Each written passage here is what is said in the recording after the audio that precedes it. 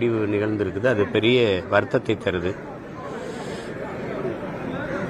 தம்பி சாந்தனு நான் ஜெயிக்கணுங்கிறதான் அவருடைய கனவு. ஆனால் நான் ஜெயிக்க போகிறத பார்க்காமலே அப்பா போயிட்டாங்கன்னு அழும்போது உங்கள் மனசே பதறுது, ரொம்ப வலியை தருது.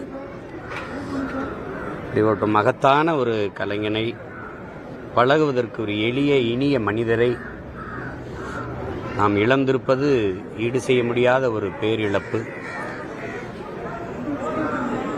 ஐயா பாக்கியராஜ் அவர்களை இழந்து வாடுகிற தம்பி சாந்தனுடைய குடும்பத்தினர், உறவினர்கள், நண்பர்கள்,